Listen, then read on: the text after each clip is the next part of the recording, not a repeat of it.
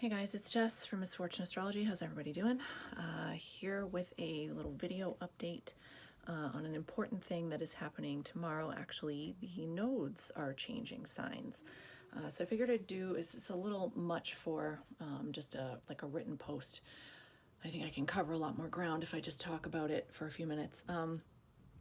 Tomorrow, the lunar nodes are going to be moving from the Cancer Capricorn axis to the Gemini Sagittarius axis. Now, it's helpful to have an idea of what the nodes are. They are a point, not a planet, so for the most part, there's nothing out there on them. However, they're place markers, basically, that trace the, kind of the distance between the sun and the moon vis-a-vis Earth. So basically what they are place markers for eclipses. That's kind of the best way to understand them. So when we do have eclipses, which happen anywhere from 4 to 6 times a year, they're always going to happen on or very close to the nodes. So at those times, there would be sun and moon on the nodes, but for most of the time there's nothing on them. They just, like I said, they serve as place markers. And you'll notice that, when we do have eclipses over the course of a year, they always happen in a family of signs. So for the past year and a half, since around November of 2018, all of our eclipses have been happening on the Cancer Capricorn axis. So they've been happening in December and July, when the sun is in Cancer or Capricorn. So that's what they are, and that's switching over. So let's talk briefly about what they've meant and what they do. In the natal chart of a person, a singular person, evolutionary astrologers like myself, we look at the lunar nodes to kind of determine what the life path, what the karmic path of a person is. So the sign that's represented on the south node speaks to qualities that we've mastered over the course of several lifetimes, and often speaks to kind of our downfall. And then, on the other side of the axis, we have the north node, which is the embodiment of the qualities that we want to have in this lifetime. As a rule, we come into our lives, like I said, having mastered the energy that's represented by the sign that the south node is traveling through when you're born. So it's like a security blanket, and we have an easy time falling back on the qualities of that sign, even if we don't have anything else in there, even if there's nothing else to indicate, any association with that sign whatsoever. We will still have those qualities, and we will kind of heavily rely on them, especially when we're younger. But most people, people who kind of find a spiritual path at some point on their journey, they start to understand, subconsciously, unless and until they start studying astrology, and then it becomes more conscious for them, they start to understand that they need to move off of this position and, and start to kind of embody the qualities that are on the sign that the north node is traveling through. Now, this doesn't feel very familiar. It's actually quite foreign to people. But the idea being that if we continue to work towards the qualities embodied by the sign in the north node, we will kind of right our karmic ship, or at least stay on our karmic path to the best of our ability, without, falling into any traps. Evolutionary astrologers, we strongly believe that we choose this path for ourselves, and that we kind of give ourselves, help and hindrance actually along the way. But, the goal is to really stay on the path, not to veer off of it too much. And if we do, the universe has ways of kind of dragging us, kicking and screaming if need be, back onto the karmic path that we chose for ourselves. We can also see things like karmic contracts, soul contracts that occur between people. So if you meet somebody and that person has a planet on your north or south node, and vice versa, if you have a planet on another person's north or south node, that indicates a contract, a soul contract between people, that you have either met up in past lives or that you will continue to meet up in future lives. Time being kind of non-existent, but, as humans, we need to think linearly because that's just kind of one of the trappings of being stuck in a physical body. This is a person whose energy that you resonate with on a soul level, and that person is here to teach you some sort of a lesson. Now, these lessons will vary in length and, in severity. I think that most people, we put a lot of these people in our karmic path. We don't always meet all of them. Circumstances don't always warrant it. It's not like we come in and we have like some specific, mission that has to unfold one way. We are given free will. And so we may put 100 people in our karmic path, but only encounter 10 or 20 of them because we didn't need all of the lessons. We kind of just, those kind of fail-safes didn't materialize. So very, very interesting stuff in the natal chart. Now, what we're talking about now is not obviously what it looks like at the time a person is born, because like everything in astrology, the sky looks one way when you're born, but everything continues to move. And the things that are moving still maintain significance. It just changes slightly based on, based on how it relates back to your individual chart. Similar idea with the nodes. With the nodes, they continue to move. They actually move clockwise around the chart, which is backwards. Everything moves counterclockwise in astrology, except the nodes don't. They move clockwise around the chart.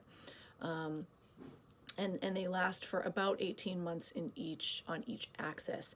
Now, you really can't have one without the other. This is the kind of, it's very helpful with the nodes to kind of understand not just the sign that one of them is in. It's really helpful to understand the kind of axis, both opposing sides, and what the lesson is there. So with the nodes kind of having gone through Cancer, Capricorn, again, same idea with the Capricorn side, with the South Node side in this case. It represents for the collective ideas and qualities that we need to get away from, right, karmically. And again, with the North Node, ideas and qualities that we need to move towards as a collective, as humanity, to kind of keep ourselves karmically aligned, to keep the planet karmically aligned. So that's been playing out since November of 2018 in the axis of Cancer, Capricorn. Now, this is a really important axis. It is the 4th house Cancer, 10th house Capricorn, which in a chart is very, very sensitive angles in every single person's chart, no matter where they fall.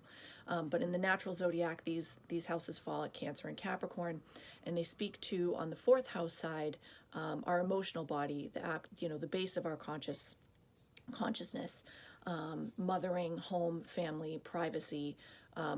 Who we are when nobody's looking, how we show up as our most authentic self. That's essentially Cancer in the 4th house. On the other side of this, we have Capricorn, which is, the exact opposite. It's about status, reputation, the public face, who we are when we're out in the world and people are watching.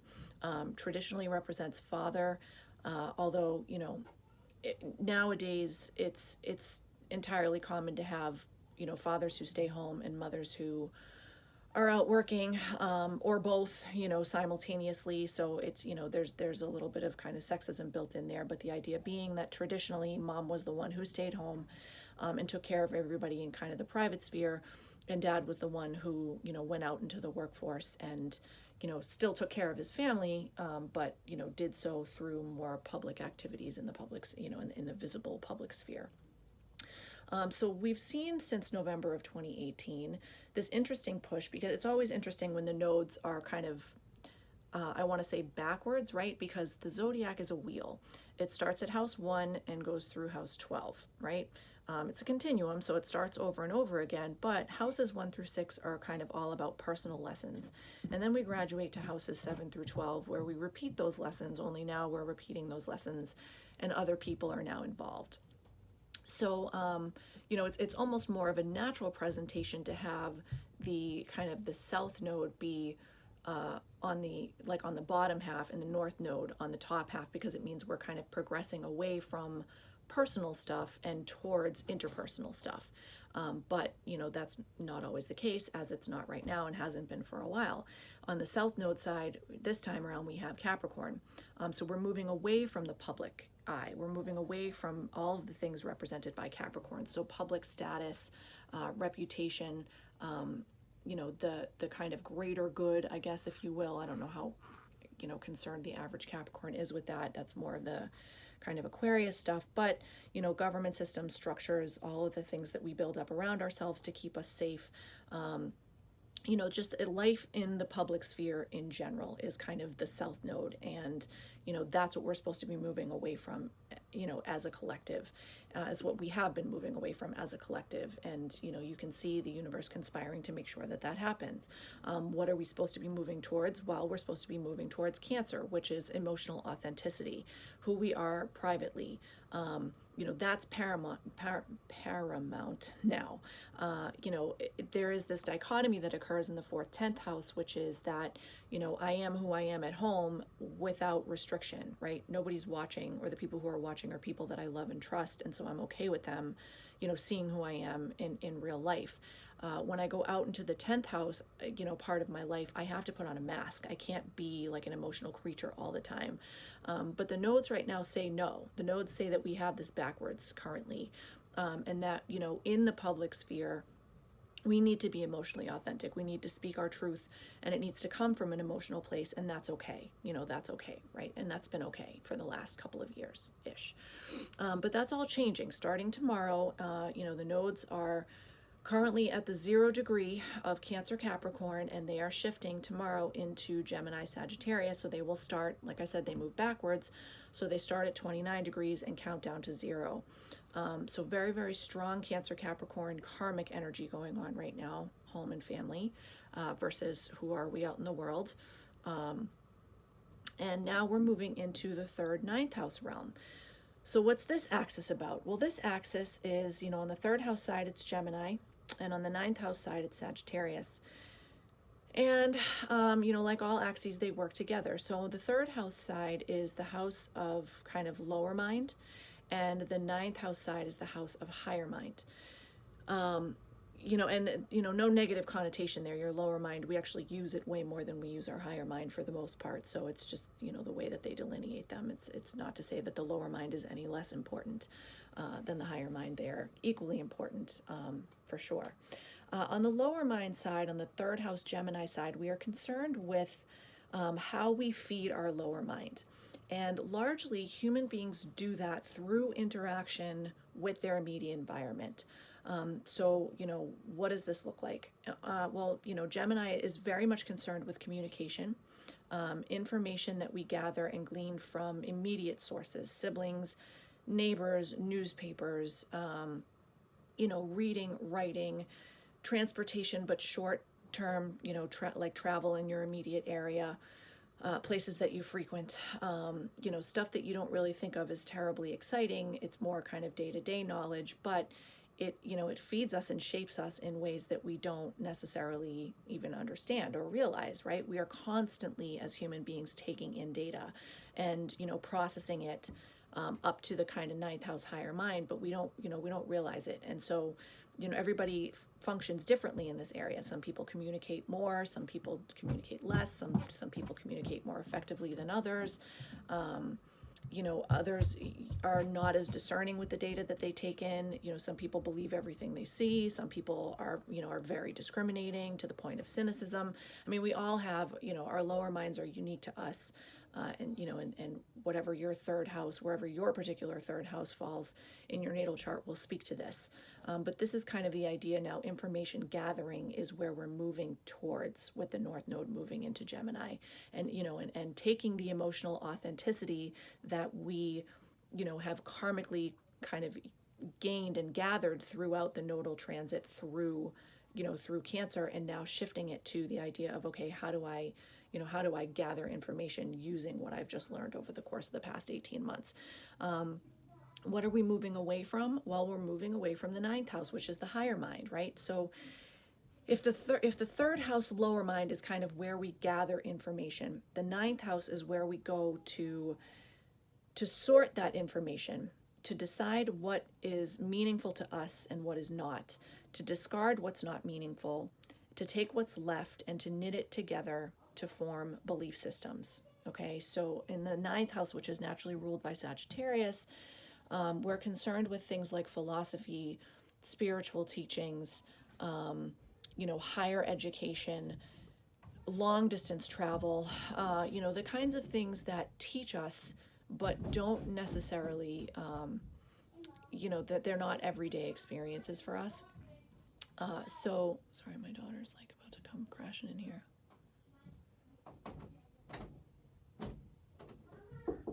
I'll be right out. Parenthood. So we're meant to move away from that. The suggestion here with the South Node in Sagittarius is that we are, belief systems have been formed up around us, right? And they've propped up the government systems that we've built, 10th house. And now they have to fall, right? There's some... Okay. Because it's gonna fall like that, Mama. All right, baby.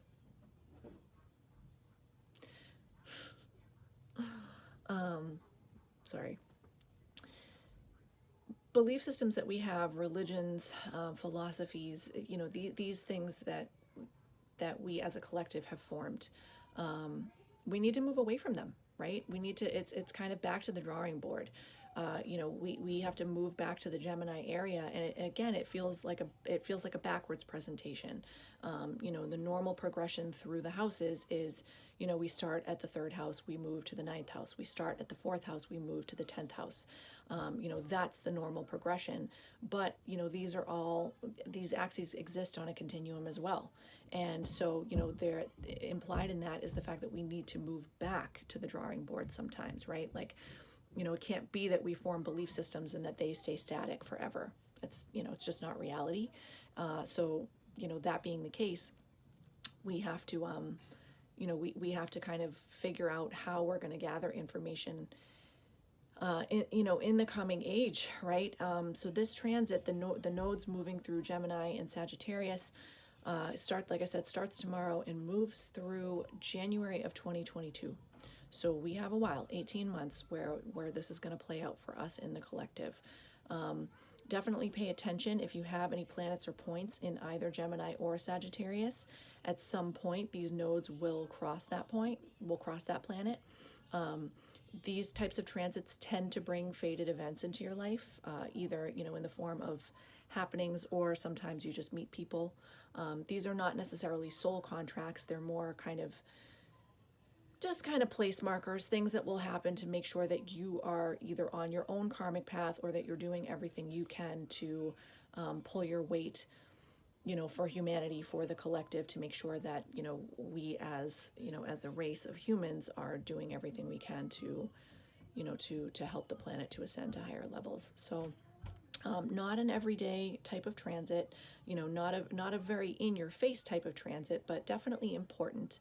And I think, important to flag and note for people that this is coming and that this is happening, because you will start to see a shift. The nodal transit kind of tends to play out in the background of a lot of people's lives.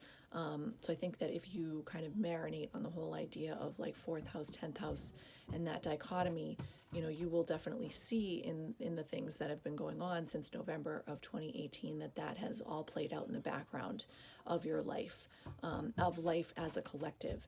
And that's going to change over now. So definitely a good thing to, kind of have, in the back of your mind, and, to see where, how it plays out for you.